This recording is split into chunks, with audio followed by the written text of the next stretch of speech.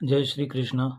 નમસ્કાર મિત્રો, મારી આ એલજી ભક્તિભાવ યુટ્યુબ ચેનલમાં તમારું હાર્દિક સ્વાગત છે. આજે આપણે સ્વામી શ્રી સચ્ચિદાનંદજીની આત્મકથા મારા અનુભવો પ્રકરણ 84 જાગૃતિની રજૂઆત કરીશું. વિશ્વભરની અત્યંત પ્રાચીન સમસ્યા છે શોષણની. શોષણ વિનાની સમાજ રચના કરવા પશ્ચિમમાં કેટલાક પ્રયોગો થયા, પણ હજી સફળ થયા લાગતા નથી.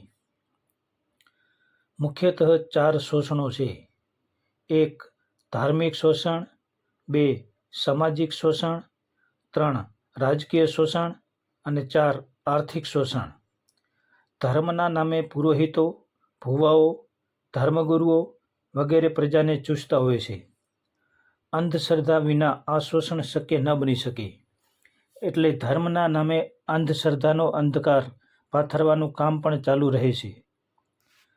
અંધશ્રદ્ધાના પ્રચારને જ જ્યારે ધર્મ પ્રચાર માની લેવામાં આવે ત્યારે ધર્મ બિચારો રડે નહીં તો બીજું શું કરે?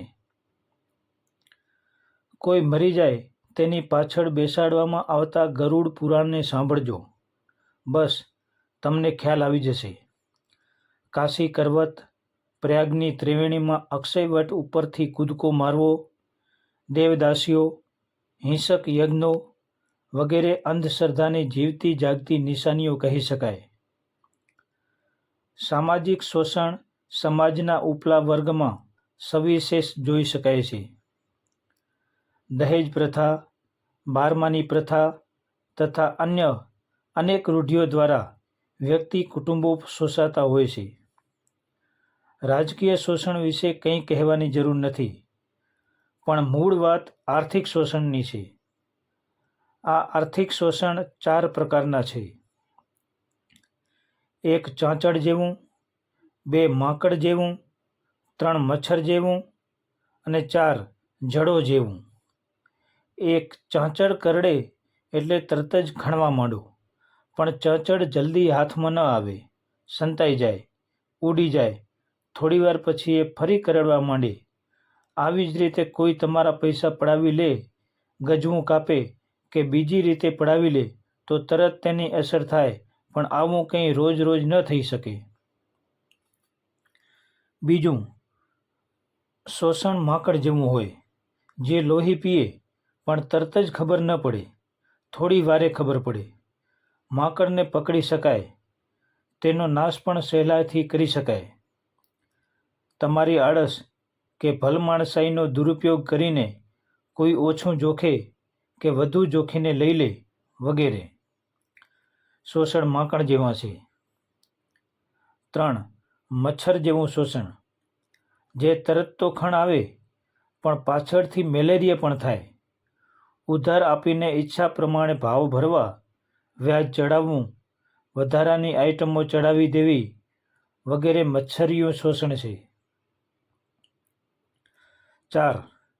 પણ સૌથી ભયંકર શોષણ જડોનું છે. એ તમારા શરીરને ચોંટે, લોહીની નસમાં મોઢું વળગાડે અને પછી લોહી ચૂસવા માંડે. તમને કશી ખબર જ ન પડે, એ ક્યારે ચોંટી અને ક્યારે લોહી ચૂસીને ટેટા જેવી થઈ, તેનો ખ્યાલ જ ન આવે.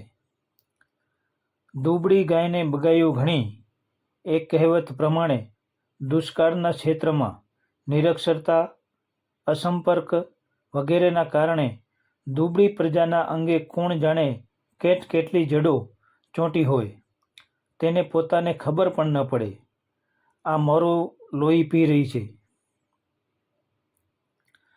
અમે નક્કી કર્યું કે દુષ્કાળનું કામ કરીને માત્ર જતા રહેવાથી સ્થાયી પરિણામ નહીં આવે. સ્થાયી પરિણામ માટે કંઈક પાયાનું કામ કરવું જરૂરી છે. પ્રથમ તો આ પ્રજાને પોતાના શોષણનું ભાન થવું જોઈએ. વર્ષ સારું હતું અને પૈસાની છૂટ હતી, એટલે લોકો પ્રચલન પ્રમાણે ગોળ ખૂબ ખાય. બીજું તો ત્યાં શું ખાવા મળે?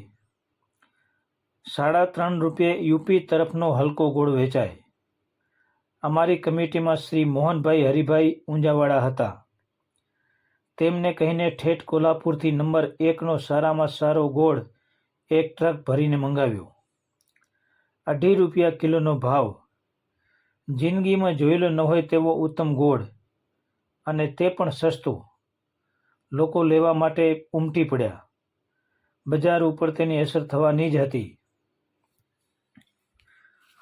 પુરુષો અઢીવટાનું લંબચોરસ કપડું પહેરે, જે બજારમાં લગભગ 42 રૂપિયાનું થાય. અમે મુંબઈથી એક હોલસેલ વેપારી પાસેથી જાડું, મજબૂત, મોટા પનાવાળું કાપડ મંગાવ્યું. 18 રૂપિયામાં અઢીવટો. પેલા કરતાં ઘણું સારું કાપડ તથા ઘણું ટકાઉ. ખળભળાટ મચી જાય તે સ્વાભાવિક હતું. આવી જ રીતે કપડવંજથી કપાસિયાના ખોળની ટ્રક મંગાવી. આ બધાનું પરિણામ એ આવ્યું કે પ્રજા વિચારતી થઈ કે આપણે ક્યાં અને કેવી રીતે લૂંટાઈએ છીએ. વૈચારિક જાગૃતિનો આ પાયો હતો. આજે હવે ઘણું પરિવર્તન થઈ ગયું છે. તે જોઈને આનંદ થાય છે. હિમાલયની એકાદ ગુફામાં બેસીને મેં મારા દિવસો પસાર કર્યા હોત તો લોકો મને મહાન યોગી સમજી દર્શન માટે દોડી આવત.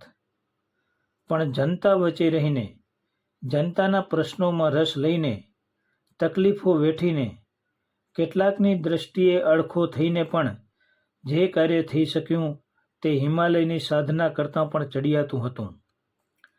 તેનો મને સંતોષ તથા પ્રતીતિ છે. સ્વામી સચ્ચિદાનંદ. આગળ આપણે પ્રકરણ 85 ભારત યાત્રાની રજૂઆત કરીશું. પ્રિય શ્રોતાજનો, જો તમને આ વિડીયો પસંદ આવ્યો હોય તો લાઈક, શેર અને કોમેન્ટ જરૂર કરશો.